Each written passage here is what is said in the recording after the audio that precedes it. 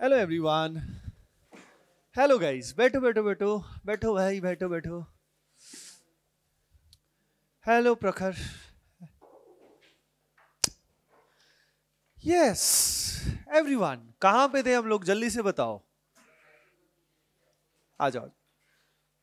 आप नए दिख रहे हो? नए हो? चलो वेलकम। कहां से हो? कोटा से ही हो? अच्छा ओके। तो पहले कुछ तो किया होगा ना? मतलब कुछ किया हुआ है ना? कर रखी है। अच्छा अच्छा, ठीक है ठीक है। तो फिर नोट्स बनाना ठीक से, जो भी है मतलब करते रहना, इसी बात है। हाँ, अपन कहाँ पे थे बताओ एक बार। आई थिंक अपन ने कार्बोकेटायन, कार्बन आयन, ये सब स्टेबिलिटी देख लिया था। बहुत बढ़िया बहुत बढ़िया। और कौन सा क्वेश्चन कर रहे थे मेरे को दिखाओ लास्ट, जल्दी से, फिर अपन उससे आगे चलते हैं। हाँ हाँ हाँ, बहुत बढ़िया बहुत बढ़िया। चलो जी। हाँ, कोई बोल रहा है कुछ? हाँ,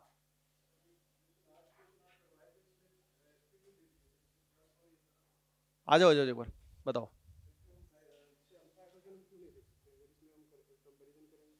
नहीं देख सकते क्योंकि मैं बताता हूँ, बैठो। अल्फा एच ये है ही नहीं।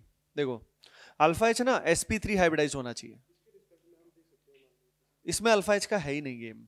यहाँ पे सिंपली आपको बताया था कि यहाँ पे प्लस चार्ज है, इसमें एक CH2 डबल बॉन्ड है, यहाँ पे बहुत सारे sp2 कार्बन है, तो इसके अलावा इलेक्ट्रॉन विड्रॉइंग ग्रुप्स हैं, तो स्टेबिलिटी कम हो जाएगा ना इसका।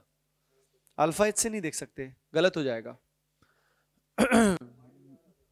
नहीं, बैठो। हाँ जी, देखो यार, आगे कुछ करने वाले नया, लेकिन उससे पहले मैं एक दो चीज बता देता हूँ कि जैसे कि ये अपने सामने है। अब इसमें चेक करो, इसमें कितना अल्फा एच है, जल्दी से बताओ मुझे। How many alpha H are there? कितने आ रहे बोलो? पक्का? बहुत बढ़िया। अब देखो, मान लो जैसे कि हमारे सामने कुछ ऐसा है, यहाँ प्लस है और यहाँ डबल बॉन्ड है, ठीक है। अब मुझे इस प्लस चार्ज वाले अल्फा हाइड्रोजन देखना है, ठीक है। तो एक चीज ध्यान रखिएगा कि ये जो कार्बन है इसका H अल्फा H नहीं है। मतलब अल्फा हाइड्रोजन जो होता है वो sp3 कार्बन से जुड़ा हुआ H ही होता है ना। तो ये पॉइंट नोट बना के लिख लेना कहीं पे भी कि alpha H are connected to sp3 carbon only. sp3 वाला कार्बन जो होता है उसी से जो कनेक्टेड होता है वहीं पे ऐसा होता है, alpha H are connected to sp3 carbon only. हाँ जी, तो भाई देखो, अब अपने को देखना है कंसेप्ट जो है जिससे क्वेश्चन ऑब्वियसली आने को आ सकता है, काफी काफी इंपॉर्टेंट रहता है। वो है concept of acidic strength and basic strength. अब देखो एनसीईआरटी की अगर बात करें तो एनसीईआरटी में ये जो टॉपिक होता है एसिडिक स्ट्रेंथ बेसिक स्ट्रेंथ, ये कहाँ दिया हुआ है मैं बता देता हूँ। बेसिक स्ट्रेंथ दिया हुआ है नाइट्रोजन कंटेनिंग कंपाउंड्स में, और एसिडिक स्ट्रेंथ दिया होता है ऑक्सीजन कंटेनिंग कंपाउंड्स में, कार्बोक्सिलिक एसिड में। लेकिन हम लोग किसको किस में पढ़ते हैं? जीओसी में, है ना। तो आज देखते हैं दोनों हो पाएंगे या एसिडिक ही हो पाएगा, लेट्स सी, जितना हो पाएगा। एक बात बताओ, आप सभी ने ये पढ़ा हुआ है कि एसिड होता क्या है? Lewis acid, Lewis acid, Lewis base, ये सब पढ़ा हुआ है। अच्छा, ब्रोंस्टेड पता है? ब्रोंस्टेड एसिड क्या, ब्रोंस्टेड बेस क्या? चलो बहुत बढ़िया, अगर पता है तो फिर भी मैं थोड़ा सा इंट्रोडक्शन बता दूंगा ताकि समझने में आसानी रहे, नहीं तो दिक्कत ना हो जाए कहीं, है ना। तो पहले थोड़ा सा थ्योरी कर लेते हैं, ब्रीफ में लिख लो, theory of acid and base. Theory of acid and base, theory of acid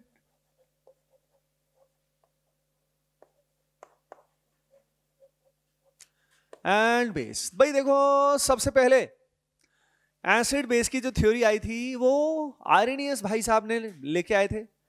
यानी हमारे बचपन का जो प्यार है वो कौन है? आर्रेनियस। आर्रेनियस ने क्या बोला था? उन्हें बोला था एसिड वो जो क्या दे H+, बेस वो जो क्या दे OH-। यानी आज भी हमें एसिड की सबसे बढ़िया फील किसमें आती है? HCl आती है ना। उसके अलावा बेस की सबसे ज्यादा फील किसमें आती है? NaOH। आज भी ये सच है क्योंकि वो बचपन का प्यार है। सबसे पहले हमने जब एसिड बेस को देखा था तो उसी को देखा था, राइट। तो ये सबसे पुरानी डेफिनेशन है। अभी ये मतलब ये भी काम की है, लेकिन अपने को देखना है इससे नेक्स्ट जो थ्योरी है वो देखना है। इससे नेक्स्ट जो दो थ्योरी है, एक है ब्रॉन्स्टेड का और एक कौन सा है, लुईस का, है ना। लेवाइस नहीं है, लुईस है, ठीक है।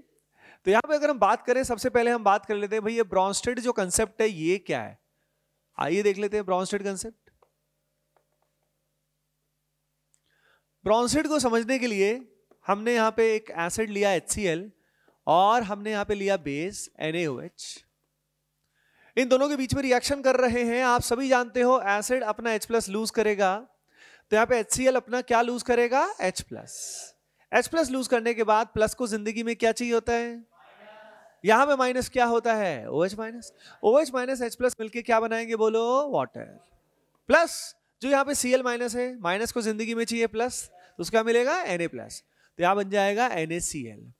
अब ये जो पर्टिकुलर रिएक्शन है, it is a type of acid base reaction, जिसमें एसिड अपना H+ लूज कर रहा है और ये जो बेस है ये अपना OH- रिलीज कर रहा है। पर आप ध्यान से ऑब्जर्व करिए, अब इसमें दूसरा एंगल, यहां पे इसने HCl ने H+ को रिलीज किया है और NaOH की अगर बात करें तो इसमें OH- जो है इसने H+ को एक्सेप्ट किया है। यानी यहां पे थ्योरी को पहले से थोड़ा आसान कर दिया गया है। इस थ्योरी के हिसाब से सिंपली जो H+ रिलीज करता है वो होता है हमारा एसिड, और जो H+ को एक्सेप्ट करता है वो क्या होता है, बेस। अब H+ जो होता है आप सभी जानते हो, छोटू जो होता है, H+ को, H को मैं प्यार से छोटू बोलता हूं, तो छोटू जो होता है जिंदगी में भगवान ने कितना इलेक्ट्रॉन उसको दिया है, एक दिया है, और वो एक भी उससे छीन लिया गया है ना। तो यहां पे इसको बोला जाता है प्रोटॉन। क्या बोलते हैं, प्रोटॉन। भाई प्रोटॉन क्यों बोला, क्योंकि प्रोटॉन में भी वही होता है, उसके पास कोई भी न्यूट्रॉन नहीं है, तो मतलब उसका कोई मास वास कुछ नहीं बचा उसके पास। तो यहां पे सिंपल ब्रॉन्स्टेड का थ्योरी ये है, जो प्रोटॉन को एक्सेप्ट करता है वो होता है बेस, और जो प्रोटॉन को रिलीज करता है वो क्या होता है, एसिड, है ना। तो यहां पे इसका डेफिनेशन सिंपल दो वर्ड्स में आ जाता है इस तरीके से, APT BPA। APT का मतलब यहां पे अमर पंजाबी ढाबा नहीं है। APT का मतलब यहां पे क्या है, acid is proton donor and base is proton accept. यानी सारा खेल जो है वो किस चीज से है, प्रोटॉन से, है ना। बस, तो बस ये बेसिक फंडा है ब्रॉन्स्टेड थ्योरी का। अब उसके बाद अगला पॉइंट इसके अंदर जो आता है वो ये आता है कि भाई इस OH- ने जब H+ को एक्सेप्ट किया तो यहां पे बना वाटर, और यहां पे इसने जब H+ रिलीज किया तो बना क्या, Cl-। तो हम कहेंगे इस तरीके से कि इससे बना Cl-, यानी यहां पे H+ रिलीज करने के बाद बना Cl-। तो ऐसे बोला जाता है कि जो Cl- बना वो HCl का एक टर्म यूज होता है यहां पे, कॉन्जुगेट। तो HCl का ये बना कॉन्जुगेट बेस। कॉन्जुगेट शब्द परेशान करता है कई स्टूडेंट्स को, लेकिन कॉन्जुगेट का सिंपली मीनिंग है कॉरस्पॉन्डिंग, यानी इससे बना हुआ। तो यार H+ निकालेंगे तो जो बनेगा, जो भी बनेगा वो उसका कॉन्जुगेट ही होगा। अब सवाल ये है कि कॉन्जुगेट तो ठीक है, यानी उससे बना हुआ, सवाल ये है यहां बेस या एसिड क्या बोलेंगे। तो यार ये बताओ, एसिड में से अगर H+ आपने निकाला तो जो पाया वो क्या हुआ, बेस, क्योंकि H+ निकल गया ना, उसका एसिडिक पार्ट तो निकल गया, तो जो बचा वो क्या हुआ, बेस। अब यहां पे अगर बात करते हैं ये क्या हुआ, बेस। अब इसमें H+ को ऐड किया गया, H+ को ऐड किया गया, तो बच्चों क्या बना यहां पे, कॉन्जुगेट एसिड, क्योंकि यहां पे पहले बेस था, बेस में आपने एसिड को ऐड कर दिया, तो H+ के ऐड करने से यहां पे क्या बन गया, कॉन्जुगेट एसिड। यस, बस और क्या। तो यहां पे एक टर्म बहुत बार यूज होता है कि कॉन्जुगेट बेस बताओ, एसिड बताओ, ये बताओ, वो बताओ। तो जैसे मान लो हमारे सामने है कुछ ऐसा, ये है हमारे पास वाटर, ये हमारे पास है ROH, ये हमारे पास है RNH2, ये हमारे पास है NH4+। अब मान लीजिए इन सब का मुझे ड्रॉ करना है कॉन्जुगेट बेस। क्वेश्चन है ड्रॉ कॉन्जुगेट बेस, तो कैसे रटोगे, कैसे याद करोगे, रटने में तो भूल जाते हैं कि कब H+ ऐड करेंगे, कब, कितना रटोगे भाई। इसीलिए ऑलवेज मैं हमेशा ये बोलना चाहूंगा कि मैंने देखा है कि नीट में बहुत बार, बहुत जगह इस तरह का अप्रोच बनाया जाता है कि ये भी याद कर लो, ये भी कर लो, ये भी कर लो, सब इट्स ऑल अबाउट क्रैमिंग। लेकिन मेरा मानना है कि अगर आप चीजों को समझ लेते हो तो याद अपने आप हो जाता है naturally, that is the better way, frustrating भी नहीं होता है। कितना याद करोगे, तो यहां पे फंडा समझो। अब यहां पे आपसे बोला है कि इसका कॉन्जुगेट बेस बनाओ, यानी ये खुद क्या हुआ, एसिड। अगर इसका बेस बनाना है तो ये हुआ एसिड, और एसिड जिंदगी में क्या करता है, H प्लस को डोनेट करता है, रिलीज करता है। तो यहां पे इन सब में क्या निकालोगे, H प्लस। H प्लस निकालने के बाद वाटर से क्या बन जाएगा, OH माइनस। यहां पे क्या बन जाएगा, RO माइनस। यहां पे क्या बन जाएगा, RNH माइनस। और यहां पे H प्लस रिलीज करने के बाद क्या बन जाएगा, NH3। तो प्लस निकलेगा अगर यहां से तो नेगेटिव चार्ज तो आएगा ना। तो ये बेसिक बेसिक बातें हैं। तो कई बार इस छोटी सी बात पे भी क्वेश्चन आ जाता है ना। तो एक दो पॉइंट लिख लो बस छोटा सा इसमें। वही acid is proton donor, acid is proton donor. उसके बाद लिख लो base is proton acceptor, base is proton acceptor, base is, हाँ कॉन्जुगेट एसिड बेस बनाने के लिए लिख लो to form conjugate base, to form conjugate base remove H plus, to form conjugate base remove H plus. ठीक है, उसके लिखो to form conjugate acid, to form conjugate acid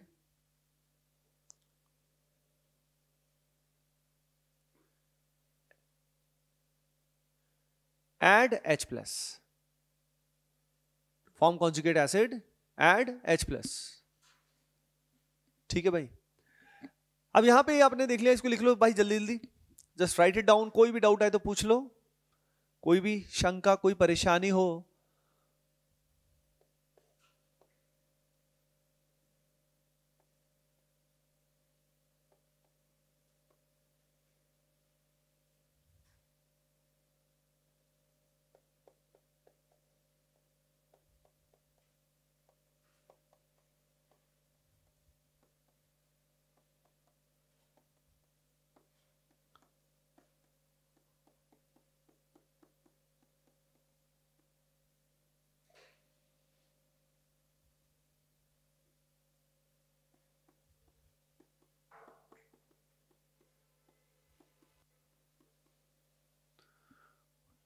ये होते ही ये कर लेना, इन सभी के कॉन्जुगेट बेस बनाओगे।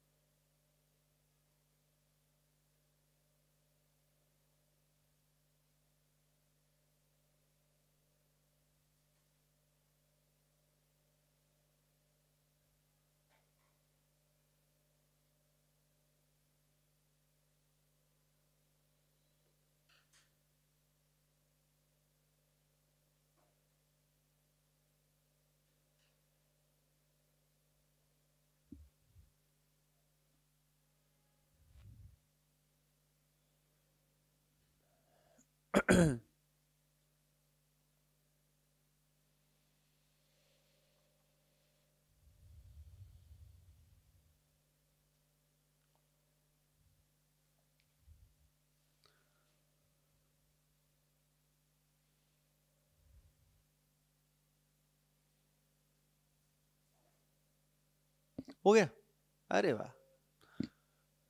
देखो भाई यहां पे कर रहे हो, कर लो जल्दी कर लो। मैं अब ओरली बता देता हूं कि कहां पे क्या क्या करना है। दोबारा बात करते हैं, कॉन्जुगेट बेस बनाने के लिए क्या करना होता है, H+ को रिमूव करना होता है, और एसिड बनाने के लिए H+ को ऐड करना होता है। याद रखने का फंडा क्या है, अगर एसिड बनाना है तो उसमें एसिड डालना होगा। अगर एसिड बनाना है तो एसिड डालना हो। एसिड कौन होता है, H+ इन द सेंस, तो यहां पे H+ ऐड करोगे, और यहां आपको क्या बनाना है, बेस, तो यहां पे आपको एसिड हटाना होगा। हटाना मतलब H+ रिलीज करना हो, राइट। तो इससे आपको याद रहेगा कि कैसे बनाना होता है कॉन्जुगेट एसिड, कॉन्जुगेट बेस। अब यहां पे बोलो सबसे पहले क्या बनेगा, O2 माइनस, O2 माइनस, यहां पे क्या बनेगा, H2O, क्या बनेगा, यहां पे क्या बनेगा, RNH2, RNH2, यहां पे क्या बनेगा, ROH, ROH के बाद यहां क्या बनेगा, PHO माइनस, PHO माइनस। अरे भाई H अगर मल्टीपल है तो कहां से निकालोगे, from the most electronegative atom. तो अगर आपको नहीं पता है कि कहां पे आपको H+ निकालना है तो आप वहां से निकालोगे, जो छोटू H कहां से जुड़ा है, मोस्ट इलेक्ट्रोनेगेटिव एटम से। यहां पे निकाल के क्या बनेगा, PHNH माइनस। क्लियर है? Now here comes the next one, draw conjugate acid. यहां पे क्या बनेगा, H2O, H+ ऐड करते जाओ, यहां पे क्या बनेगा, ROH, यहां क्या बनेगा, NH4+, यहां क्या बनेगा, CH3NH3+, यहां क्या बनेगा, H3O+, यहां क्या बनेगा, ROH2+। क्लियर है क्या? तो यार ये जो कंसेप्ट है अपना, इसका बार बार यूज आने वाला है। कई बार डायरेक्टली क्वेश्चन इस छोटी सी बात पे आ जाता है, पूछ लेगा वाटर का कॉन्जुगेट बेस कौन सा है, ऑप्शन दे देगा। ऐसे चुन्नू चुन्नू क्वेश्चन नीट में आ जाते हैं कई बार, है ना। अब देखो एक अगली थ्योरी जो अपनी है, कौन सी वाली, लुईस वाली। लुईस वाली थ्योरी भी इतना यूजफुल नहीं है अपने लिए उतना ज्यादा, लेकिन अच्छा आपने बेसिक लेवल पे तो किया हुआ ना उसको, हाँ तो ठीक है। अब लुईस को नहीं करते, इसका मेनली यूज इसी का आएगा, और लुईस का मैं तभी साथ साथ बता दूंगा जब थोड़ा जरूरत पड़ेगी तब देख लेंगे। हेडिंग लगाओ जल्दी से, concept of acidic strength, concept of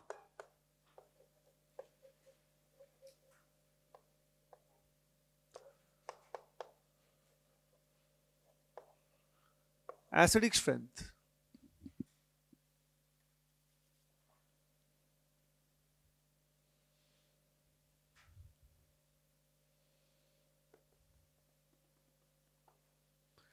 देखो बच्चों, सबसे पहले अपने को एक बात जाननी है कि Ka क्या होता है, ये pKa क्या होता है, एंड इन सब का एसिडिक स्ट्रेंथ से क्या लेना देना होता है। मान लेते हैं हमारे सामने कोई भी एसिड है, मान लेते हैं वो एसिड है Ha, मान लेते हैं कोई भी एसिड है Ha। अब मान लो रिएक्शन हो रही है, ये जो एसिडिक स्ट्रेंथ है नॉर्मली मेजर किया जाता है एक्वस सॉल्यूशन में। तो मान लीजिए पानी यहां पे है, पानी के साथ Ha का रिएक्शन हुआ। अब ये हमारा एसिड है, आप सभी बताओ एसिड जिंदगी में क्या रिलीज करता है, H+। अब ये अगर H+ रिलीज करेगा तो कोई देगा तो कोई लेगा, तो यहां पे H+ अगर ये रिलीज करेगा तो कौन एक्सेप्ट करेगा, वाटर। तो यहां पे क्या होने वाला है, ये जो Ha है it will be converted to A-, और ये जो पानी है it will be converted to H3O+। अब ये जो प्रोसेस होता है, इस प्रोसेस में इक्विलिब्रियम अटेन हो जाता है, मतलब rate of forward reaction and rate of backward क्या हो जाता है, मैच। यानी कुछ समय के बाद जितना कॉन्सेंट्रेशन इसका है उतना ही कॉन्सेंट्रेशन, मतलब इनका कॉन्सेंट्रेशन सेम रह गया, इनका भी सेम हो गया, इक्विलिब्रियम अटेन हो गया। बेसिक बात ये, when the equilibrium is achieved, उस समय पे जो रेट, उस समय पे जो इक्विलिब्रियम कांस्टेंट होता है उसको क्या बोलते हैं, Ka। तो ये जो रिएक्शन हुआ जिसमें एसिड ने अपना H+ रिलीज किया, इस प्रोसेस में जो इक्विलिब्रियम कांस्टेंट होता है वो होता है Ka। इसको बोलते हैं क्या, एसिड डिसोसिएशन कांस्टेंट। बोलो सभी, हाँ, क्योंकि एसिड इसमें डिसोसिएट हो रहा है। क्या हो रहा है, हाँ, टूट रहा है। टूटने के बाद किससे एंजॉय कर रहा है, पानी के साथ। पानी के साथ एंजॉय करके यहां पे ये बन रहा है। तो Ka जो है वो तो आपको पता लग गया, ये एसिड के डिसोसिएट होने का कांस्टेंट है। अब इसको देख लेते हैं भाई क्या है ये, आइए देख लेते हैं। Ka जो होता है, इसको अगर हम यहां पे लिखें तो यहां पे सबसे पहले न्यूमरेटर में आएगा concentration of A- multiply by concentration of H3O+। अच्छा एक बात बताओ, ये इक्विलिब्रियम आपका हो रखा है, किया हुआ है ना, मतलब यहां पे हो रखा है ना, हाँ फिर ठीक है। तो यहाँ पे ये न्यूमरेटर में आएगा और डिनोमिनेटर में जो आएगा बच्चों वो आएगा concentration of HA multiply by concentration of water. Water excess में होता है तो इसका कॉन्सेंट्रेशन ऑलमोस्ट क्या रहता है, कांस्टेंट। तो चलो ये सब छोड़ो, ये आ गया Ka। Now the question arises कि एक स्ट्रॉन्ग एसिड कौन, ताकतवर एसिड कौन। तो एक बात बताओ, मान लो for example this is a competition जिसमें वेट लिफ्टिंग कंपटीशन है, ठीक है, और उसमें कंपटीशन में सबसे ज्यादा अच्छा वेट लिफ्ट कौन करेगा, जो ज्यादा करेगा और जल्दी करेगा। दो बातें हैं, एक तो ये हो सकता है जो वेट को जल्दी उठा ले, एक है जो ज्यादा वेट उठाए, यानी दो तरीके से स्ट्रेंथ को मेजर किया जा सकता है। सिमिलरली एसिड जिंदगी में क्या करता है, एक ही काम करता है, क्या करता है, H+ लूज करता है। तो स्ट्रॉन्ग एसिड कौन होगा, या तो वो होगा जो H+ को जल्दी रिलीज करेगा, या वो होगा जो H+ ज्यादा क्वांटिटी में रिलीज करेगा। ये दोनों बातें अलग अलग है, समझना। या तो एसिड अपना H+ ज्यादा क्वांटिटी में रिलीज करेगा या वो जल्दी रिलीज करेगा, हो सकता है थोड़ा सा रिलीज करे पर जल्दी से। तो कौन सा डेफिनेशन सही है, तो मैं आपको बताना चाहता हूं कि एक स्ट्रॉन्ग एसिड वो है जो H+ ज्यादा क्वांटिटी में रिलीज करता है, यानी जितना ज्यादा डिसोसिएट होता है, जितना ज्यादा ब्रेक होता है। तो ये इक्विलिब्रियम जितना फॉरवर्ड में जाएगा, जितना ज्यादा ये डिसोसिएट होगा, उतना ही क्या होगा, वो स्ट्रॉन्ग एसिड। कितना जल्दी हो रहा है उस पर मैटर नहीं करता, यानी यहां पे रेट का फैक्टर नहीं है, यहां पे फैक्टर है क्वांटिटी का, कितना ज्यादा ये बनता है। तो जितना ज्यादा H+ रिलीज करेगा उतना स्ट्रॉन्ग एसिड है, ये पता होना बहुत जरूरी है। तो लिख लो इस बात को, a strong acid is able to release more quantity of H+.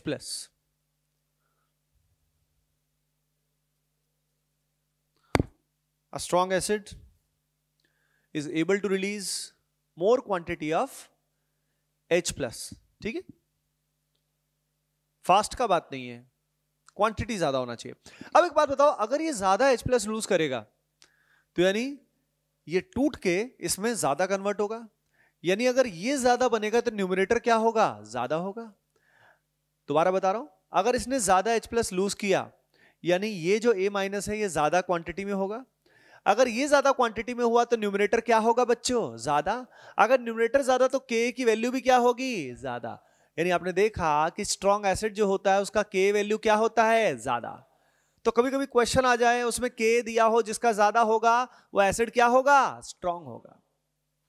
ठीक, अब उसके बाद बात करते हैं, K तो ठीक है भैया, ये pK क्या होता है, pKa है ना। तो यहां पे pK का क्या रिलेशन है, तो देखिए K1 मान लीजिए किसी का है 10⁻⁵ वैल्यू, और किसी एसिड के लिए जो K2 हम मान लेते हैं ये मान लीजिए 10⁻⁷। अब आप ही बताओ K1 और K2 में बड़ा कौन सा है, K1। ये मत सोचना सर 7 तो बड़ा होता है, अरे ठुल्लू इतनी बड़ी गलती मत करना, -5 है ये -7 है, तो बड़ा कौन सा है, -5। Very good. तो यहां पे आपने देखा कि K1 K2 में तो बड़ा है K1। अब मान लो मैं इसका निकालता हूं pKa1। अब ये P जो होता है ये होता है मैथमेटिकल ऑपरेटर, क्या होता है, हाँ, यानी P जो है इसके आगोश में जो भी आता है उसका ये क्या ले लेता है, -log। क्या ले लेता है, -log।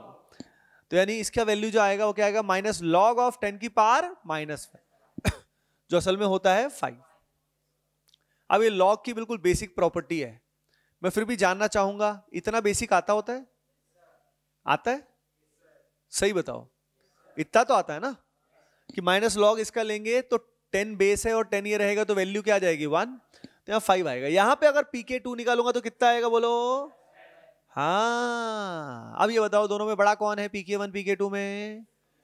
तो आपने देखा कि जहां पे K1 ज्यादा है तो pK वैल्यू कम है, जहां पे वैल्यू कम है वहां pK वैल्यू ज्यादा है। तो आपने देखा कि स्ट्रॉन्ग एसिड में K ज्यादा होता है तो pK वैल्यू क्या होता है, कम होता है। तो दोनों का रिलेशन डायरेक्टली प्रोपोर्शनल है या इनवर्सली है, हाँ, अगर एक ज्यादा होता है तो एक कम होता। तो ये बात भी आपको पता लग गई कि हाँ भाई ऐसा है।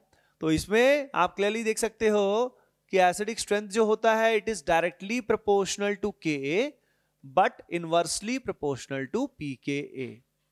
ये बात तो पता लग गई। यानी pK जितना वैल्यू कम आएगा उतना एसिडिक स्ट्रेंथ क्या होगा, ज्यादा। तो कभी कभी क्वेश्चन अलग तरीके से आता है। मान लीजिए आपसे पूछ लिया arrange them in the following, arrange the following in the decreasing order of acidic strength, या arrange the following in increasing value of pK। pK value increasing है मतलब एसिडिक स्ट्रेंथ डिक्रीजिंग है। तो क्वेश्चन ही पता लगे हम समझ ना पाए, इसलिए ये सब बेसिक आना बहुत जरूरी है। तो ये हो गया। अगली बात, pK वैल्यू का जरूरत क्यों पड़ा भाई, K से काम हो रहा था, जबरदस्ती हमारे लिए मुश्किल करते हैं ठुल्लू, वाई, क्यों किया इन्होंने, बताओ। यस तुम बताओ, सोचो भी तो, सोचना भी तो होता है उसी समय, एट द स्पॉट। हाँ न्यू स्टूडेंट बताओ यूज क्यों कर रहा है। यस हाँ बिल्कुल सही बात है। देखो क्या होता है कि यहाँ पे वैल्यू 10 की पावर -5 है, पर बहुत बार ऐसा होता नहीं है। बहुत बार ये वैल्यू कैसी होती है 4.768 इंटू 10 की पावर -8, यहाँ पे होती है 5.768 इंटू 10 की पावर -5। अब ऐसे में कंपैरिजन करना क्या हो जाएगा, थोड़ा मुश्किल। लेकिन वहीं पे जब p ऑपरेटर लगाओगे तो मैथमेटिक्स की हेल्प से यहाँ पे जो वैल्यू आएगी वो क्या होगी, आसान। वो वैल्यू होगी 4.7, 5.8, 5.6, 8.9। नेगेटिव में भी हो जाती है, याद रखिए। इनऑर्गेनिक एसिड कई सारे होते हैं जिनमें pK वैल्यू क्या होती है, माइनस में। माइनस का मतलब एसिड बहुत ही पावरफुल है, और भी पावरफुल। तो समझ में आया, यानी pK का यूज होता है टू मेक थिंग्स इजियर, है ना, मुश्किल करने के लिए नहीं होता है। किसके लिए होता है, आसान करने के लिए। बस ये हो गया। अब उसके बाद ये बताओ, ये K वैल्यू pK वैल्यू ये सब तो क्या हो गया, मतलब डेटा बेस्ड हो गया। मतलब अगर आपको ये वैल्यू किसी का भी पता है तो आप बता दोगे भाई ये ज्यादा स्ट्रांग है या कम स्ट्रांग है। यानी डेटा दिया होना चाहिए तब तो काम हो जाएगा। सवाल ये है कि अगर डेटा हमारे पास नहीं है, जो कि नहीं होगा, तो फिर हम सवाल कैसे करेंगे। नाउ पॉइंट आया, how to compare the acidic strength without having the K value और pK वैल्यू। कैसे होगा भैया, तो उसका तरीका बताते हैं आपको। उसका तरीका छुपा है, कृपा अटकी है A- में। ये बताइए किसी भी एसिड में से जब हम H+ निकालते हैं तो उसका क्या बनता है, कॉन्जुगेट बेस। बोलो सभी, बोलो सभी। हाँ तो कॉन्जुगेट बेस यहां पे कौन हुआ, A-। अब कॉन्जुगेट बेस स्टेबल होगा, मान लीजिए कॉन्जुगेट बेस स्टेबल है, तो उसका मतलब A- की क्वांटिटी क्या होगी, ज्यादा। A- ज्यादा होगा तो यहां H+ भी क्या होगा, ज्यादा। अगर H+ भी ज्यादा होगा तो K भी क्या होगा, ज्यादा। तो एसिड भी क्या होगा, स्ट्रॉन्ग। तो आपने देखा कि स्ट्रॉन्ग एसिड यानी जितना A- स्टेबल है, कॉन्जुगेट बेस स्टेबल है, उतना ही एसिड भी क्या होता है, स्ट्रॉन्ग। स्टेबल नहीं, स्ट्रॉन्ग। तो सारा गेम जो आया वो आ गया है एक ही बात पे, वो है स्टेबिलिटी ऑफ A- की बजाय मैं लिख देता हूं CB। CB का मतलब क्या है, कॉन्जुगेट बेस। बस ये हमारा मास्टर फॉर्मूला आ गया। इसमें सब कुछ छुपा है। Ka का क्या है, pK क्या क्या है, और कॉन्जुगेट बेस का स्टेबिलिटी से किस तरीके से ये जुड़ा है वो यहां पे दिया हुआ है। यानी अब सारे सवालों में एक ही कार्य अपने को करना है। डेटा दिया है तब तो क्वेश्चन ही नहीं बना। मान लो डेटा दे दिया तो बहुत ही आसान क्वेश्चन बन गया, मतलब तब तो फिर तो उसमें पूछा कौन स्ट्रॉन्गेस्ट है तो बहुत ही मजाक हो गया। लेकिन ज्यादातर सवालों में आपको डेटा नहीं दिया होगा, आपसे कंपाउंड देंगे और उसमें कंपैरिजन करना होगा। नाउ द क्वेश्चन इज, ये अप्लाई करेंगे तभी तो, मैं करके दिखाऊंगा तभी तो पता लगेगा। तो ये लिख लो, लिखा नहीं है तो, और कोई भी शंका है तो पूछ लीजिए, फिर मैं सवाल आपको करके दिखाऊंगा, फिर आप खुद कर लोगे, है ना। ऑनलाइन स्टूडेंट्स में हेलो, विवाह, विवाह नहीं चिन्ह, विवाह, है ना, शादी कर लो तुम्हें अभी से।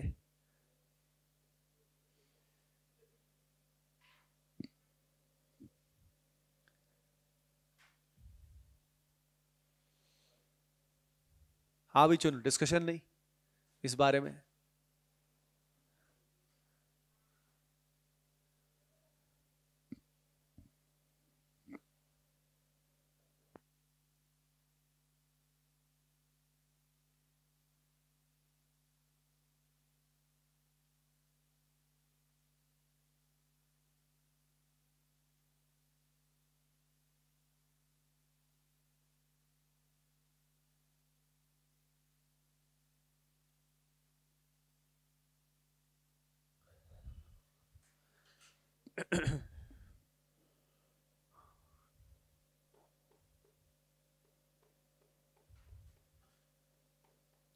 इसमें किसी को कोई भी शंका हो तो पूछ लेना भाई, ठीक है? किसी भी तरह का कोई मतलब हिचकने का कोई फायदा है नहीं, है ना? क्योंकि मैं मतलब नॉर्मली स्टूडेंट्स को डिस्करेज तो नहीं करता हूं पूछने से, राइट? बाकी यहाँ डाउट्स क्लियर ही हो गए तो फिर जबरदस्ती भी पूछने की जरूरत नहीं है।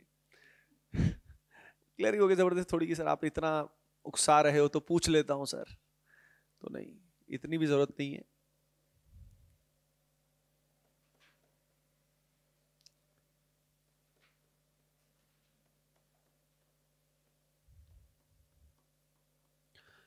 बिल्कुल बेसिक से स्टार्ट करते हैं, फिर हम ऑर्गेनिक एसिड्स की तरफ कूच करेंगे, हमला करेंगे। सबसे पहले बिल्कुल बेसिक बात है जो इनऑर्गेनिक में भी बताई जाती है, पर मैं बता देता हूं।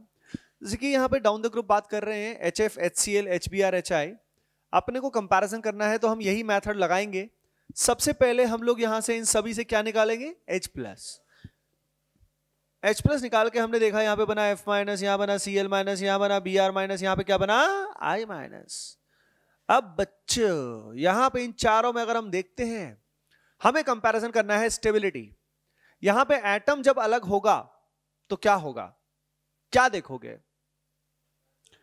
एटम अलग है यहां पे, तो स्टेबिलिटी कंपैरिजन करने के लिए क्या देखोगे? एटम का या तो इलेक्ट्रोनेगेटिविटी देख सकते हो या क्या देख सकते हो? साइज।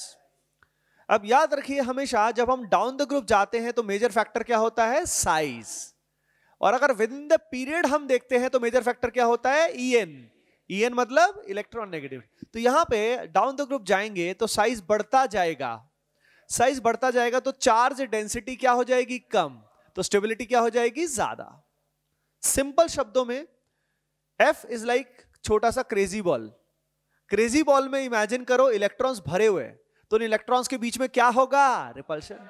और यहीं पे मान लीजिए ये जो रूम है वो जॉर्पिंग वाली बॉल होती है, देखिए कोई कभी आपने, ये बहुत ही बड़ी फौलादी बॉल यहाँ पे है, वो है अपना I-। इलेक्ट्रॉन उसमें ज्यादा है लेकिन दूर दूर फैले हुए हैं, तो रिपल्शन क्या होगा? कम। तो आपने देखा कि साइज बढ़ने से क्या होता है? स्टेबिलिटी बढ़ती है, बिकॉज इलेक्ट्रॉन्स के बीच में रिपल्शन क्या होता है? कम, स्पेस ज्यादा मिल जाता है। जो ऑर्डर यहां पे इनका स्टेबिलिटी का आएगा, वही ऑर्डर यहां पे किसका आएगा? एसिडिक स्ट्रेंथ का आएगा। तो down the group size factor always, है ना? तो मान लीजिए हमारे पास इस तरह का आ गया, मान लीजिए वाटर है और उसके अलावा H2S है, या फॉर एग्जांपल हमारे पास ROH है, हमारे पास RSH है। डायरेक्टली कौन जीतने वाला है? बोलो। Yes, directly down the group acidic strength बढ़ता है या बढ़ती है, जेंडर जो भी मानो इसका कोई अच्छा फिर ठीक है, चलो खुश रहो तुम, है ना? ओके। अब यहां पे देखो, कार्बन, नाइट्रोजन, ऑक्सीजन, फ्लोरीन, यहां पे सभी में हाइड्रोजन निकालोगे तो यहां बन जाएगा CH3-, यहां बन जाएगा NH2-, यहां बन जाएगा OH-, यहां बनेगा F-। आप सभी देख सकते हो ये सारे के सारे एटम क्या ये सेकंड पीरियड से बिलोंग करते हैं? तो कार्बन से फ्लोरीन जब मैं जाऊंगा तो मेजर फैक्टर क्या होगा? EN। तो साइज लगभग सिमिलर है, इलेक्ट्रॉन्स का भीड़ भाड़ लगभग सिमिलर है, तो यहां पे जो इलेक्ट्रॉन्स को ज्यादा प्यार करेगा, मोहब्बत करेगा, वहां स्टेबिलिटी ज्यादा है। तो यहां सबसे ज्यादा हाँ फ्लोरीन करता है, तो आप एसिडिक स्ट्रेंथ का ऑर्डर भी यही है। तो जो इनका स्टेबिलिटी का ऑर्डर होता है वही ऑर्डर किसका होता है? एसिडिक स्ट्रेंथ का। तो ये तो हो गया अपना इनऑर्गेनिक एसिड्स में कैसे देखते हैं, लेकिन मेनली अब अपने को देखना है ऑर्गेनिक एसिड्स। ऑर्गेनिक केमिस्ट्री में जो आएंगे उनको कैसे देखेंगे, देखते हैं, क्वेश्चंस करते हैं, क्लियर होता जाएगा।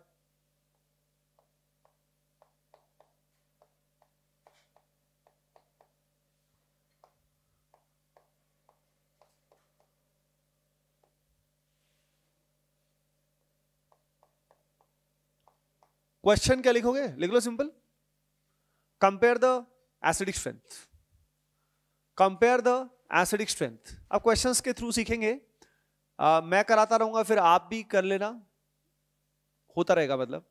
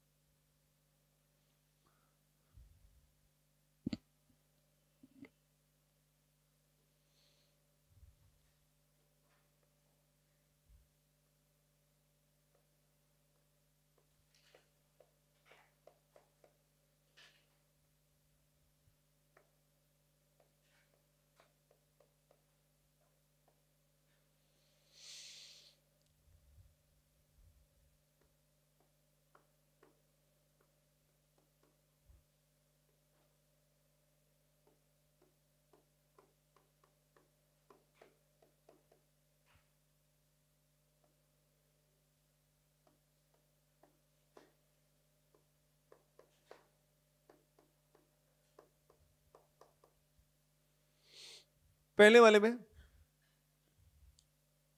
इन तीनों का देखना है आपने को। सबसे पहले तो H निकालोगे कहां से? हाँ हाँ भाई, आप H उसको निकालोगे जहां पे डेल प्लस की वैल्यू सबसे ज्यादा है, मतलब वो H को निकालोगे जिसको निकालना सबसे आसान है। अब वही H पे डेल प्लस सबसे ज्यादा होगा जो किससे जुड़ा है? इलेक्ट्रोनेगेटिव एटम से। तो यहां पे इनको सबको निकालो, ऊपर माइनस आएगा, माइनस माइनस माइनस तो आएगा। अब आप सभी देख सकते हो नेगेटिव चार्ज अगर किसी पे आता है तो उसको स्टेबलाइज करने के लिए इलेक्ट्रॉन डोनेटिंग ग्रुप होना चाहिए या विड्रॉइंग होना चाहिए? यानी यहाँ पे नेगेटिव चार्ज अगर ज्यादा है तो इलेक्ट्रॉन खींचने वाला ग्रुप होना चाहिए। लेकिन ये बताओ, ये जो इथाइल, आइसोप्रोपाइल, टर्शियरी ब्यूटाइल, ये सब क्या होते हैं? डोनेटिंग होते हैं, इलेक्ट्रॉन डोनेटिंग। तो डोनेटिंग ग्रुप फायदा करेगा नुकसान करेगा? हाँ, तो यहां पे तो बहुत ज्यादा नुकसान हो गया। तो बेटर कौन सा है? पहले वाला। तो आपने देखा वही सेम, यानी स्टेबिलिटी ऑफ कार्बन एनायन वाला जो केस है वही आ गया ये सारा गेम। तो इलेक्ट्रॉन विड्रॉइंग ग्रुप्स जो है वो एसिडिक स्ट्रेंथ को बढ़ाएंगे, है ना, और डोनेटिंग हटाएंगे। तो सिंपल इतना सा तो लिख लो, EWG increases acidic strength, EWG increases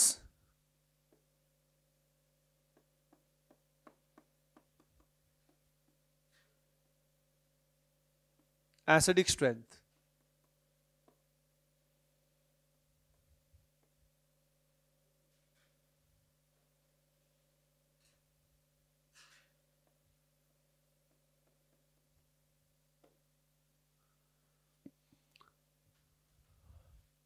same फंडा सभी का सही होना चाहिए।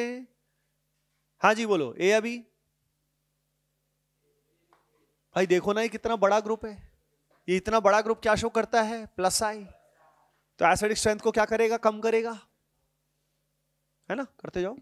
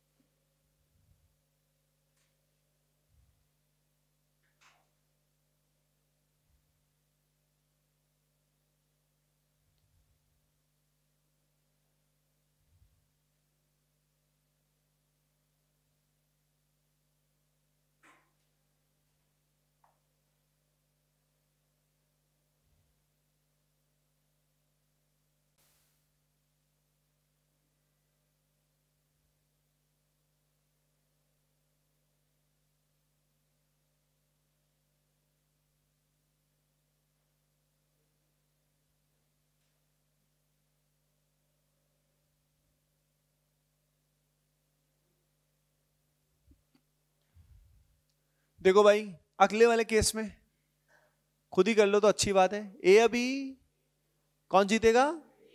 पता है क्यों? हाँ, यहां पे O माइनस क्या करेगा? रेजोनेंस। यहां पे रेजोनेंस नहीं होगा, यहां पे नेगेटिव चार्ज डिस्ट्रीब्यूट होगा। इसको एक टर्म यूज करते हैं हम, क्या करते हैं? डीलोकलाइज। क्या होगा? हाँ, यहां पे ये फिनॉल है, ये बेंजोइक एसिड है, और ये हमारा बेंजीन सल्फोनिक एसिड है। इनके नाम भी अपने को पता होने चाहिए। आपको पता है कि ऑर्गेनिक केमिस्ट्री में बहुत सारे लोग तड़पते हैं, किस कारण? Common names. कॉमन नेम नहीं पता होते, लेकिन वो टाइम के साथ हो जाता है। तो यहां पे अपने पास फिनॉल है, बेंजोइक एसिड है, बेंजीन सल्फोनिक एसिड है, ठीक है।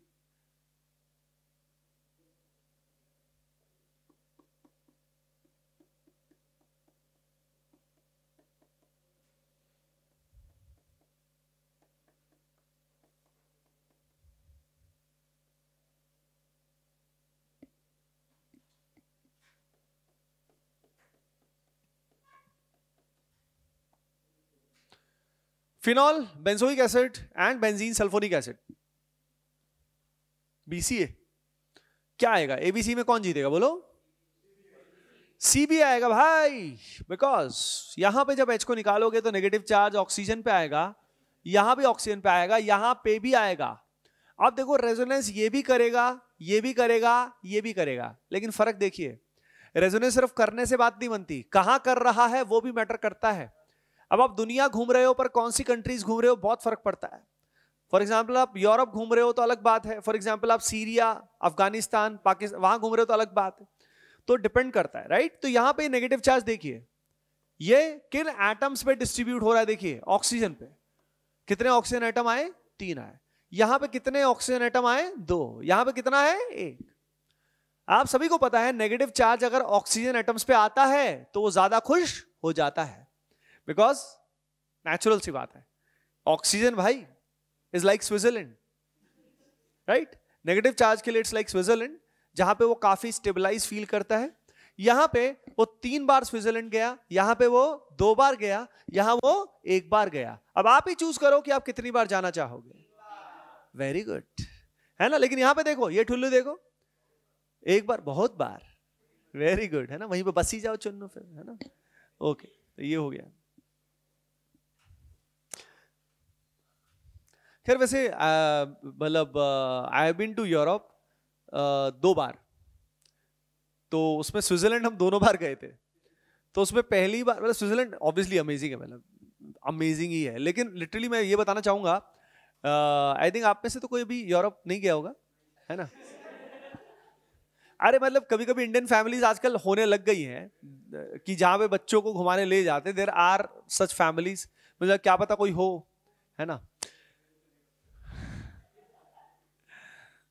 लेकिन मैं ये बताना चाह रहा हूं कि मतलब 15 दिन के बाद, पता नहीं, मतलब लिटरली घर एक बार इंडिया याद आना शुरू हो जाता है, चाहे कैसा भी है, अपना है, ठीक है। लिटरली मतलब वहां पे जैसे फॉर एग्जांपल जब स्विट्जरलैंड, जब पहली बार गए थे तो स्विट्जरलैंड हम लगभग पूरे 15 दिन की ट्रिप में लगभग 5-6 दिन थे, और एक अगली बार जब गए थे तो लगभग 1 या 2 दिन टाइप से ही थे। फिर बाकी ऑस्ट्रिया गए थे उस बार ज्यादा टाइम। तो मैं कहना चाह रहा था कि जब स्विट्जरलैंड गए थे तो स्विट्जरलैंड का पूरा एक जो EU रेल सिस्टम है, मतलब जो रेलवेज का है, वो बहुत ही शानदार है, मतलब एक बहुत ही ब्यूटीफुल तो है ही, अमेजिंग है, एक तो सीनिक ब्यूटी एंड ऑल, लेकिन उसके अलावा जो वहाँ पे स्टेशंस हैं सुंदर भी बहुत है, ट्रेन्स भी बहुत अमेजिंग टाइम पे रहती है बिल्कुल, और बहुत अच्छा चलती हैं, राइट। और सीनिक ब्यूटी एंड मतलब, बट द पॉइंट इज कि फिर जब इंडिया आते हो और न्यू दिल्ली रेलवे स्टेशन पे उतरते हो, बाद में आके, मतलब एयरपोर्ट के बाद मान लो आपको कोटा आना है तो आप मान लो वहां से आ रहे हो, क्योंकि एयरपोर्ट तो फिर कोटा में तो है नहीं, है ना, शायद कभी होगा भी नहीं, काफी सालों से हम 15 साल से वेट कर रहे हैं, है ना। पर मैं पॉइंट ये कहना चाहता हूँ कि शुरू शुरू में बहुत ऑकवर्ड लगता है, लेकिन कुछ टाइम के बाद आपको लगता है यार हम तो यहीं के ही हैं, अब जो भी है व्हाटएवर दैट इज। नहीं तो शुरू शुरू में बहुत लाइक आप स्टेशन पे देखते हो, जाते हो और देखते हो, बहुत बहुत ही अजीब लगता है। 15 दिन में ऐसा लगता है कि आप पता नहीं कहाँ से आए हो, काफी डिफरेंट फील होता है, काफी ज्यादा। हाँ, लिटरली एक शॉकिंग बात थी हमारे लिए थोड़ी सी, कि पेरिस हम गए थे तो वो मतलब सही था, अच्छा था, लेकिन जो हमने पहले देख लिया था ना, उन सब के कंपैरिजन में उतना अमेजिंग नहीं था, मतलब लाइक उतना क्लीन नहीं था जितना बाकी सब थे यूरोप के पार्ट, जैसे इटली में रोम हो गया, फ्लोरेंस हो गया और वेनिस हो गया। ये वाले जो पार्ट थे बहुत बहुत अमेजिंग थे। और चलो बाद में बात करेंगे। अच्छा घूमना है तुम्हें, दिमाग में तो घूम ले पहले, हैं? अच्छा अच्छा, तो यहाँ पे कितनी बार गए? 3 बार, है ना। हाँ, मैं कार्बोक्सिलेट आयन तो यहाँ पे ये हो गया।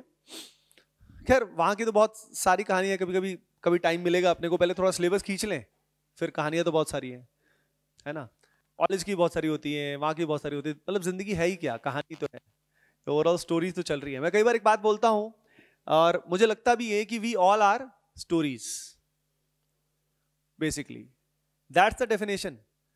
मतलब अगर कोई पूछे ना हम क्या हैं, तो हम नॉर्मली अपने बारे में बोलेंगे भाई मेरा नाम ये है, मैं यहाँ पे, मेरे पापा मम्मी हैं, मैं यहाँ पे पैदा हुआ था, ये था ये था। हम अपनी आइडेंटिटी को ये मानते हैं। ये सब क्या है भाई? ये सब हमारी कहानी है, स्टोरी है। So we all are stories, मतलब are personalities are stories, we are the soul. वो एक अलग एंगल है, उस पर कभी आराम से बात करेंगे। हाँ, नहीं नहीं नहीं, we are not the character, we are playing the character, we are not the character. अगर हम करेक्टर ही होते तो हर जन्म में यही करेक्टर होता, यानी हम कुछ और हैं जब हर बार करेक्टर बदल जाता है ना। चलो बच्चों आगे चलते हैं। देखिए यहां पे बेंजीन पे मान लीजिए OH है या COOH है, कोई भी होगा। नीचे कई बार इस तरह का जनरिक क्वेश्चन आता है, NO2 CH3 साइनाइड Cl, ये तो आप पता क्या कर सकते हो, नीचे वाले ग्रुप को डायरेक्टली देख के आंसर कर सकते हो। ग्रुप जितना ज्यादा इलेक्ट्रॉन विड्रॉइंग होगा उतना एसिडिक स्ट्रेंथ क्या होगा, ज्यादा होगा, और जितना ज्यादा डोनर होगा उतना कम हो जाएगा। तो आप सभी देख सकते हो कैसे करना है, अप्रोच बताता हूं। NO2 जैसे -M -I भी शो करता है, लेकिन डोमिनेटिंग फैक्टर को देखते हैं तो मेनली क्या शो करता है, -M। CH3 क्या शो करता है, +H, हाइपर कॉन्जुगेशन, यानी डोनर है ये क्या शो करता है, -M। हेलोजेंस का डोमिनेटिंग क्या होता है, -I, और OCH3 का क्या होता है, +M। आप सभी देख सकते हो इसमें सबसे ज्यादा एसिडिक -M वाले होंगे, यानी A और C सबसे ज्यादा एसिडिक होगा। क्या ये बात क्लियर है? अब A और C में ज्यादा -M किसका होता है, A का, तो A के बाद कौन आएगा, C आएगा। ये क्लियर है क्या? अब यहां पे फिर -I वाला D आएगा। अब जो डोनर है, जो कम डोनेट करने वाला है वो बेटर रहेगा, तो B आएगा, और फिर लास्ट में क्या आएगा, E आएगा। तो इस तरीके से आप ऐसे क्वेश्चंस को बिना H+ निकाले डायरेक्टली ग्रुप को देख के कर सकते हो, क्योंकि आपको पता है कि विड्रॉइंग ग्रुप नेगेटिव चार्ज को स्टेबलाइज करेगा और डोनर डिस्टेबलाइज करेगा, तो आप इसको डायरेक्टली कर सकते हो।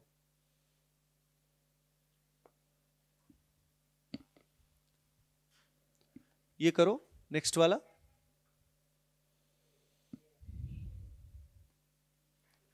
भाई इस बारे में अपन ने बात किया था, बात तो खैर सब करते हैं अपन लोग, याद नहीं रखते लोग।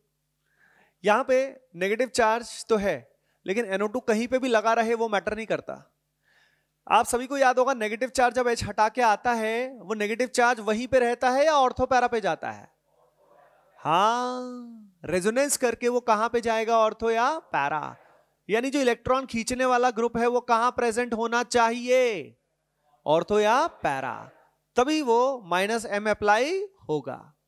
तो यहां पे -M अप्लाई हुआ, लेकिन यहां पे अगर मैं बात करूं तो इसका कौन सा अप्लाई हुआ, -I, तो नेचुरली इंडक्टिव, और यहां पे रेजोनेंस हो रहा है, तो ये उस नेगेटिव चार्ज को ज्यादा स्टेबलाइज करेगा, राइट।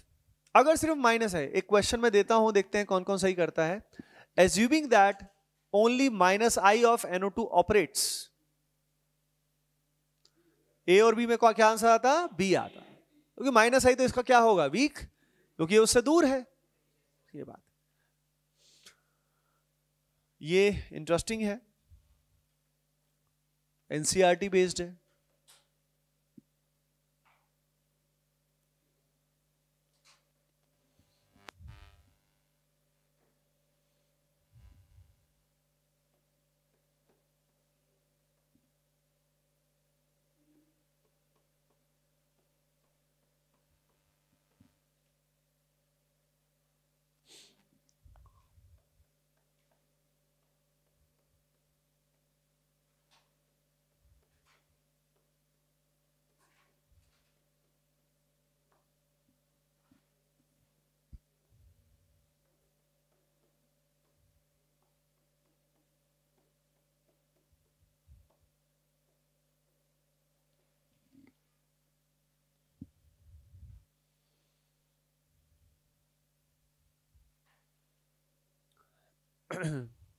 अच्छा, एक रिकमेंडेड रीडिंग साथ में ही बता रहा हूं आपको मैं, वो कर लेना।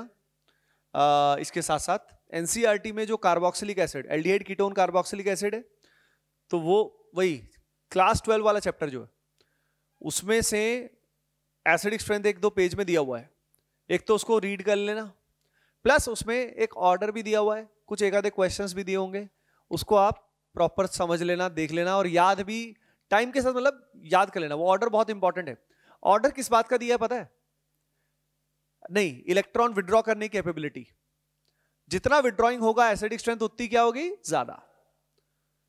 ठीक है, तो वो आपको देख लेना है, इंपॉर्टेंट है, डायरेक्टली उससे आ सकता है। अब वो लिखवाने में टाइम लग जाएगा, तो आप उसी से डायरेक्टली उसको देख लेना, पर जरूर कर लेना, मस्ट डू है मतलब, क्योंकि हो सकता है ये इनमें से कुछ आ जाए या हो सकता है उसमें से कुछ आ जाए। थ्योरी तो यही है, फंडा यही है, और वो कर लेना।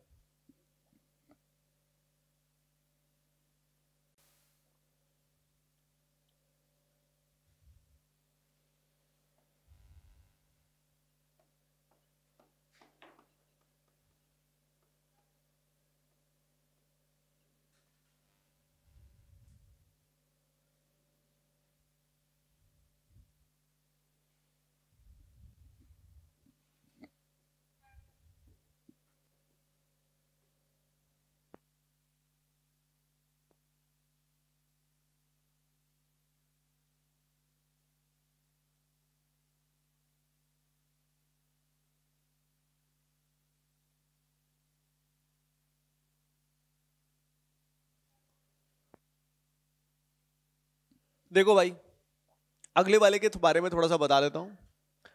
इन तीनों में ना, ये जो होता है इसका पीके वैल्यू होता है 3.8 के आसपास, इसका होता है 4.76, अराउंड 4.8, इसका होता है 4.24, 4.2। ये पीके वैल्यू लिख लेना आप। सारी याद नहीं करनी होती, पर कुछ कुछ जो मैं बताऊंगा वो काम आएंगी कभी कभी, है ना। तो यहां पे आप देख सकते हो, क्या देख सकते हो कि सबसे एसिडिक कौन हुआ, ए, क्योंकि इसका पीके वैल्यू सबसे कम है। ए के बाद कौन हुआ, सी, सी के बाद कौन हुआ, बी। तो आंसर क्या हुआ, एंटी करप्शन ब्यूरो, ए ग्रेटर देन सी ग्रेटर देन बी। लेकिन आपको तो ये पता नहीं है, तभी तो मैंने बताया है। पॉइंट ये है कि यहां पे ये जो पर्टिकुलर एग्जाम्पल है ये याद रखने वाला है, लॉजिक है इसका, पर डायरेक्टली कर लो बेटर है। नहीं, लॉजिक लगाओगे तो भी आ जाएगा, पर वो थोड़ा मतलब आपको पता होना चाहिए पहले, फिर लॉजिक वर्क करेगा। असल लॉजिक क्या है, जब बिना पता हुए भी सही हो जाए। समझ रहे हो? अब मेरे को डेटा पता है तो मैं एक्सप्लेन कर दूंगा लॉजिक से भी, लेकिन फिर अगर पहले होता तो शायद गलती हो जाती। देखो फंडा है वैसे इसका, रीजन क्या है, फॉर्मिक एसिड में जब H निकालोगे तो O पे माइनस आएगा, और दो जगह दो बार स्विट्जरलैंड जाएगा। छोटू इसमें बिल्कुल भी इंटरफेयर नहीं करे। लेकिन यहां पे देखो, मैं इस बेंजोइक एसिड का बोल रहा हूं, यहां पे नेगेटिव चार्ज आया, दो बार स्विट्जरलैंड तो सही है, लेकिन एक नुकसान क्या हो रहा है, इमेजिन करो ये पाई बॉन्ड रेलवे लाइन की तरह है ना, और रेलवे से आप स्विट्जरलैंड में घूम रहे हो। लेकिन हुआ क्या, बेंजीन ने बोला कि नहीं, मैं भी तो रेजोनेंस करूंगा। यहां पे बेंजीन ने जब यहां पे सी डबल बॉन्डों के साथ रेजोनेंस किया, इस कारण यहां डबल बॉन्ड करेक्टर क्या हो गया, कम हो गया। दोबारा समझ आ रहा हूं, बेंजीन के रेजोनेंस की वजह से यहां पे एक तरह से कबाब में हड्डी, यहां अगर ये नहीं होता तो रेजोनेंस ज्यादा इफेक्टिव होता। तो बेंजीन के इलेक्ट्रॉन डोनेटिंग एबिलिटी की वजह से थोड़ा सा क्या हो गया, नुकसान हो गया। बाकी ये ध्यान रख लो, ये इंपॉर्टेंट डेटा बेस्ड क्वेश्चन है। लेकिन अब अगर ये सिर्फ नुकसान ही कर रहा होता तो इससे भी पीछे हो जाता, और इससे पीछे नहीं हुआ। तो इसलिए देयर आर मल्टीपल फैक्टर्स, तो इसको तो ध्यान ही रख लो। Acetic acid, formic acid and benzoic acid, you must know. अब मान लो ऐसा कुछ आ जाए जहां हाइड्रोजन दिख ही नहीं रहा कि कौन सा निकालना है, तो चलो मैं बता देता हूं, यहां से निकालो, इसमें इसमें यहां से निकालना, ठीक है, और उनका एसिडिक स्ट्रेंथ कंपेयर करना। इसमें आप यहां से निकाल लो, इसमें आप यहां से निकाल लो, ठीक है।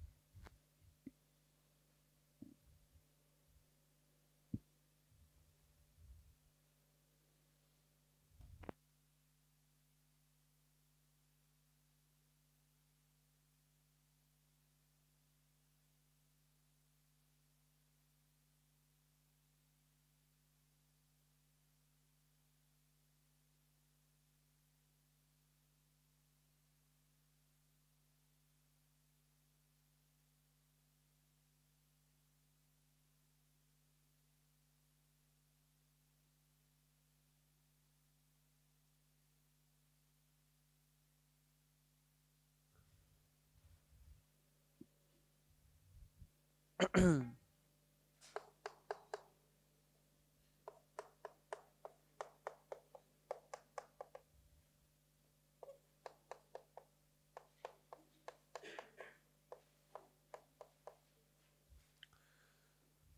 इन दोनों में ए या बी कौन जीतेगा? बोलो। अरे बी जीतेगा ना। भाई यहां पे जब नेगेटिव चार्ज आएगा तो स्विट्जरलैंड कितनी बार जाएगा? 2 बार। यहां कितनी बार जाएगा? 1 बार, है ना? तो एक बार सीधा अफगानिस्तान में, एक बार सीधा स्विट्जरलैंड, है ना? हो जाता लाइफ में कभी कभी ऐसा भी।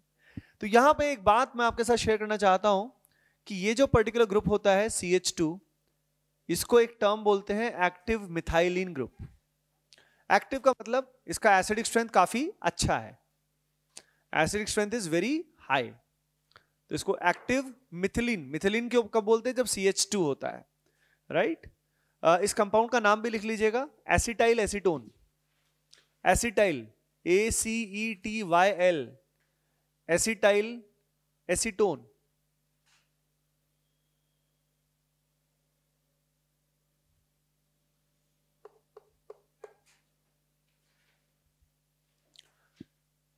नाउ यहां पे देखिए,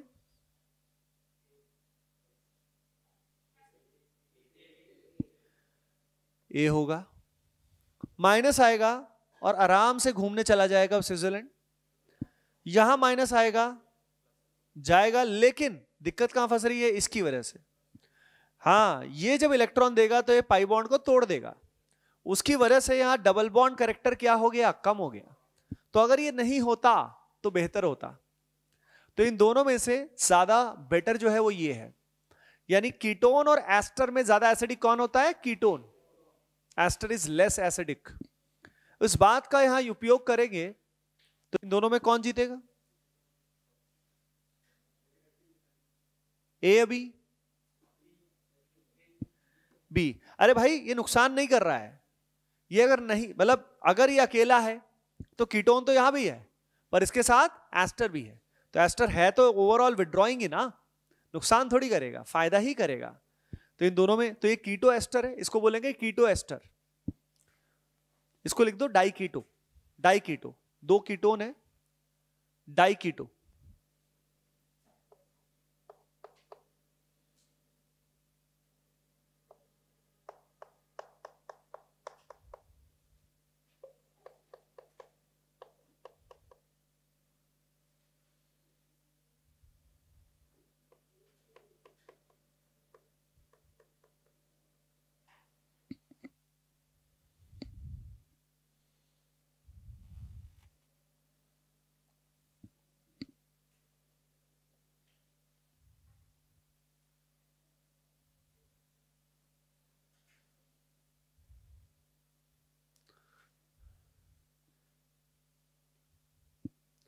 एक पता नहीं एक टीवी सीरीज है जो, वैसे तो there are many TV series, जो टीवी सीरीज बोल रहा हूँ, वेब सीरीज जो डॉक्टर्स के ऊपर होती है ना?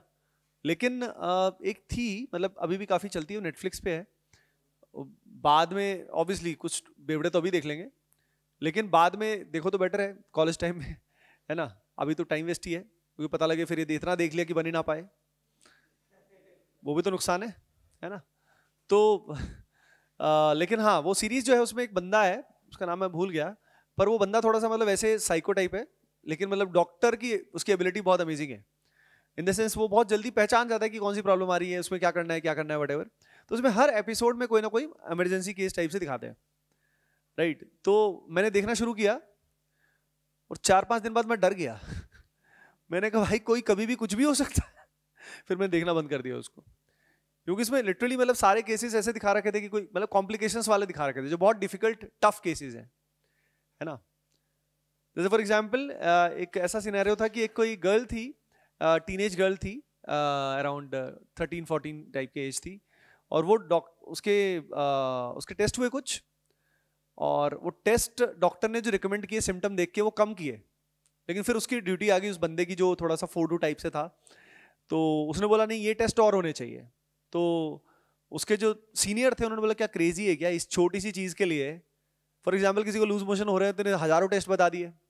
तो उसने बहुत सारे टेस्ट बताया, अब उन टेस्ट के रिजल्ट आएंगे रात को, तो उसको घर भेज दिया कि चलो भेज दें, तो वो मना कर रहा था कि इसको भेजना नहीं है। जो नया डॉक्टर था ये। तो लेकिन शाम को जब वो टेस्ट के रिजल्ट आए तो उसको पता लग गया कि भाई ये लड़की तो सुबह तक गॉन हो जाएगी ऑन सम स्पेशल केस और समथिंग लाइक दैट। तो फिर वो भागा भागा गया वहाँ पे, जो उनका घर था वहाँ खुद पहुँचा और फिर उसको रेस्क्यू किया और ये वो समथिंग इस तरह की, मतलब मस्त, अमेजिंग, काफी इंस्पायरिंग, मतलब बिकॉज इट्स डिफिकल्ट यार, मतलब लाइफ जो होती है, कहने की बात है। हाँ क्या कह रहे हो? अभी देखोगे? अभी पढ़ ले बेटा, अभी एसिडिक स्ट्रेंथ देख, है ना, ताकि रियल में वो दिन आ पाए जिस दिन सही में पेट खोल पाए। सर्जन नॉर्मली तो देखो, मैंने तो ये देखा कि डॉक्टर जो है वो तो सर्जन बनने का ही मेनली रहता है नॉर्मली तो। हाँ नहीं होता है सर्जन बनने का। मैंने तो सुना सबसे टॉप मोस्ट तो सर्जन का ही होता है ना, मतलब हाँ न्यूरो सर्जन हो गए और भी, मतलब लाइक ओवरऑल सर्जन का जो गेम है सभी वही चाह रहे होते हैं। हाँ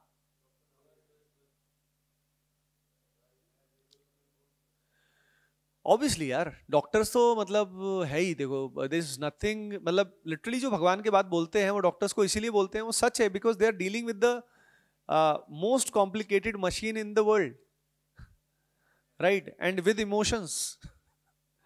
इतने इमोशंस को मेंटेन रखना, वो यू नो, मतलब इट्स सो डिफिकल्ट। उसके लिए जब ट्रेन होते हैं और उसमें हम अच्छे डॉक्टर बनते, इट्स नॉट अबाउट मुन्ना भाई एमबीबीएस टाइप बन गए, है ना, छपरी बन गए वहां पे जाके, तो बढ़िया बनो यार, तब मजा आए। हाँ कबीर सिंह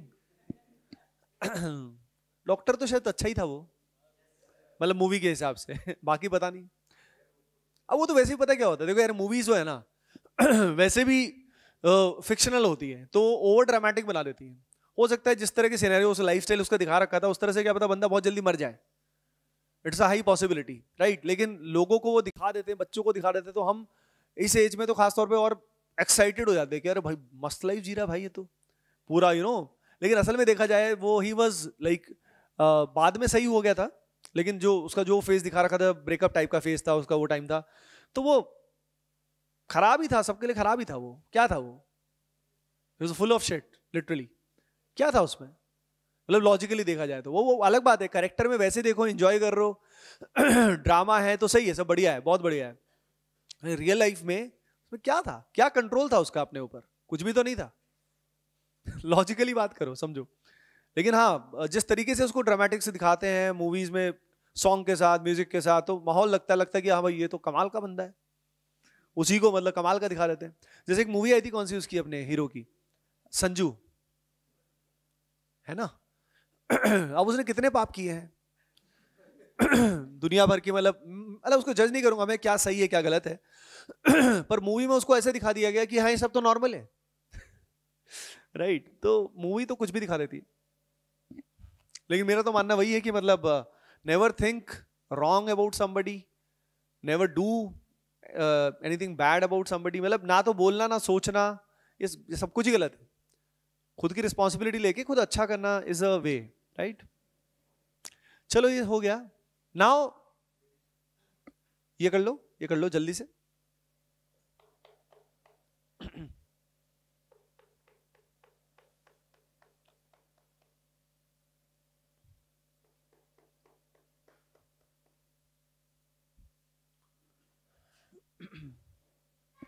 अच्छा उससे पहले एक चीज और बताना चाहता हूं। हाँ भाई डिस्कशन मत करो यार आप लोग, है ना, बाद में कर लेना जो करना है इसमें एक एग्जाम्पल होता है जो एनसीईआरटी में भी दिया हुआ है, इंपॉर्टेंट है।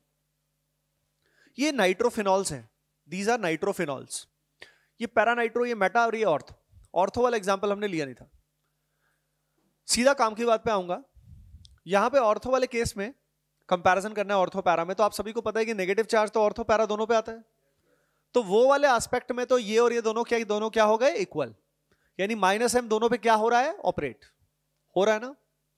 फर्क किस बात पे आएगा, अगला फैक्टर क्या होता है, माइनस आई।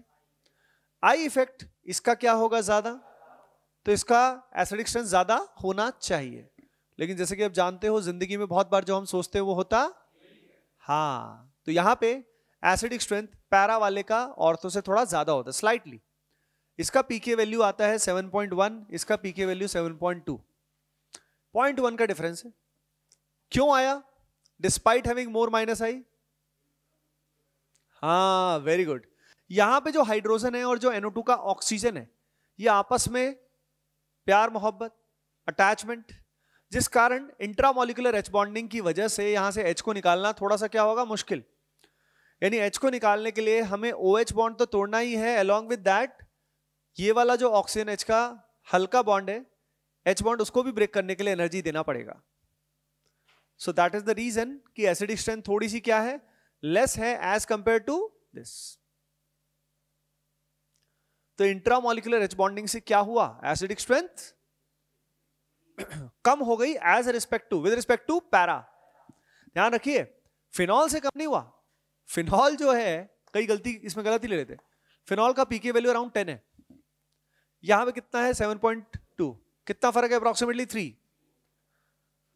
3 का मतलब होता है 10 की पावर 3, वैसे मतलब असल में वैल्यू मतलब 1000 गुना ज्यादा एसिडिक है ये उसके कंपैरिजन में। स्टूडेंट गलत क्या समझ लेते हैं कि एच बॉन्डिंग हुई तो एसिडिक स्ट्रेंथ क्या हो गया, कम हो गया। अरे भाई पैरा के कंपैरिजन में कम हुआ, ऐसा नहीं कि ओवरऑल ही घटा दिया है। अरे भाई NO2 भी तो लगा है, तो NO2 का -M भी तो लगा, यानी ओवरऑल तो विड्रॉ ही कर रहा है। तो एच बॉन्डिंग का यूज हमने किस चीज के लिए किया, ऑर्थो एंड पैरा को कंपैरिजन करने के लिए। तो ये बड़ा इंपॉर्टेंट पार्ट है ना। तो ortho nitrophenol is less acidic as compare to para, right, important है, कर लो जल्दी से।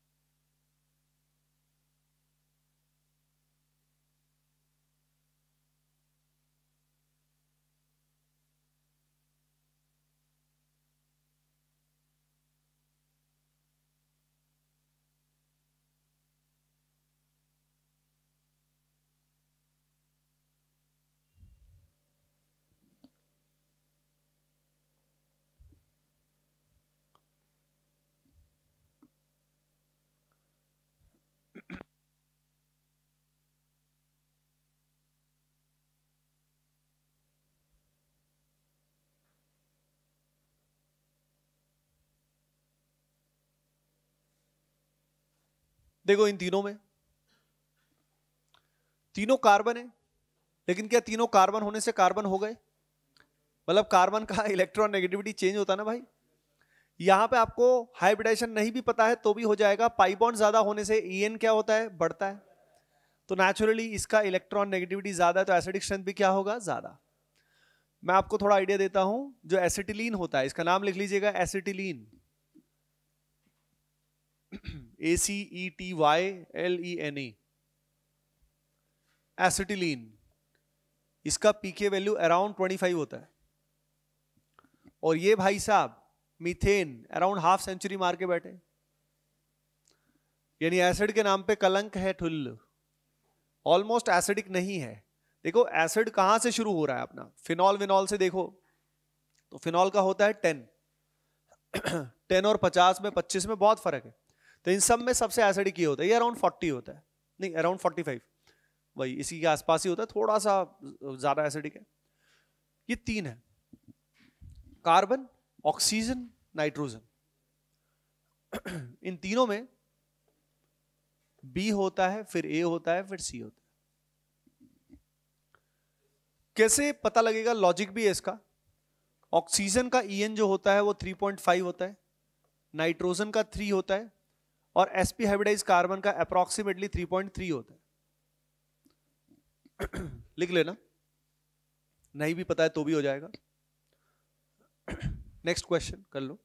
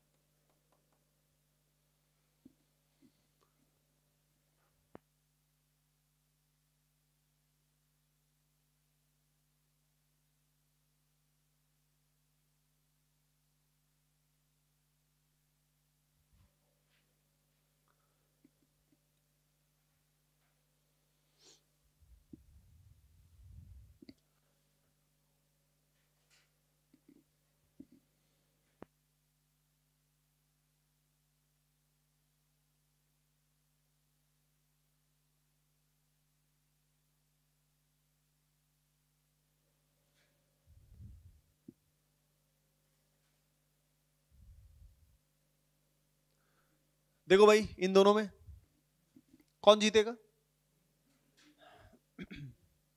अरे भाई यहां पे कार्बन कार्बन है, लेकिन कार्बन के साथ कौन है? नाइट्रोजन। तो फैमिली बैकग्राउंड को भी तो देखो कि बगल में कौन जुड़ा है। ये एक इंटरेस्टिंग क्वेश्चन है ना? बताता हूं, आप लिख लो एक बार, सोच लो।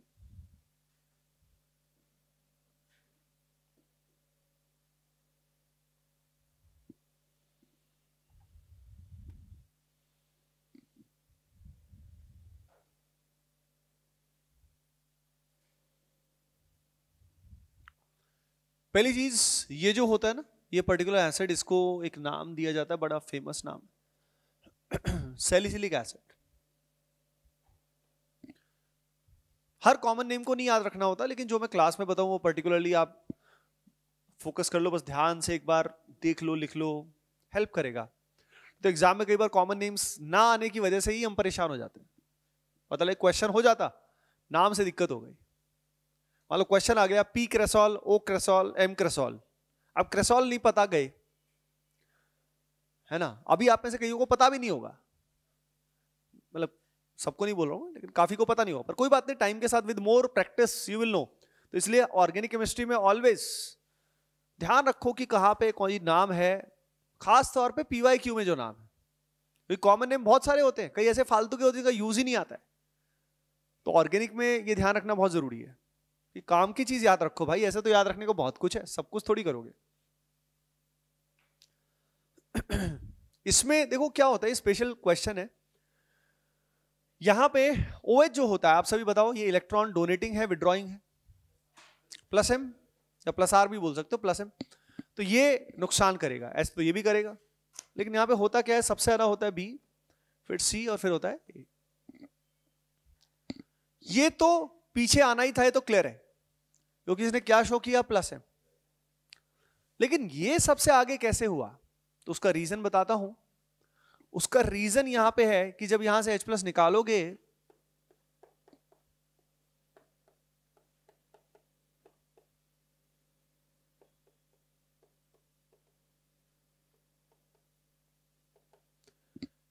H निकलने के बाद H बॉन्डिंग हो रही है। फर्क समझना, जो ऑर्थो नाइट्रोफिनॉल था उसमें H बॉन्डिंग पहले थी तो H निकालना मुश्किल था। यहां H के निकालने के बाद H बॉन्डिंग हुई, और वो काफी अच्छी भी हुई, काफी स्ट्रॉन्ग H बॉन्डिंग है। क्यों भाई? क्योंकि यहां पे आयन है और यहां पे डाइपोल है, आयनिक बॉन्ड है, मतलब यहां पे आयन है तो उसका फोर्स ऑफ अट्रैक्शन क्या होगा, ज्यादा होगा। तो इसीलिए बाकी सब फैक्टर छोड़ के ये जीत गया, ये सबसे एसिडिक हो गया, because H bonding is very strong. तो लिख लो इतना सा बात, इतनी सी बात लिख लो, strong H bonding takes place, strong H bonding takes place after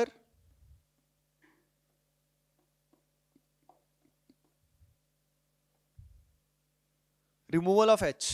Strong H bonding takes place after removal of H. ये और कर लो।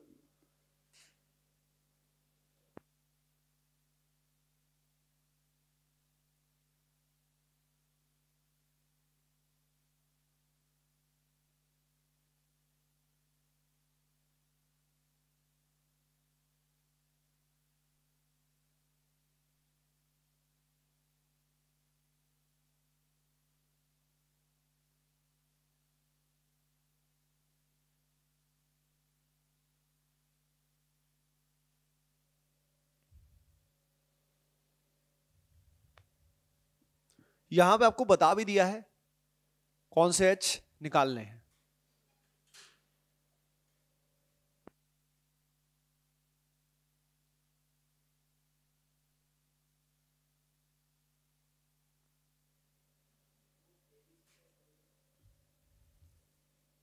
ABC आपको हाइड्रोजन बता रखा है कि भाई ये A वाला है, ये B वाला है, ये C वाला है, मतलब ये H निकालने होंगे, आपको दिखा दिया। हो सकता नहीं दिखाता, तब आपको खुद को सोचना होता कौन सा H निकाल के देखूं। तो यहां आपको बता दिया कि कौन सा H निकालना है, कहां से H+ रिलीज करोगे।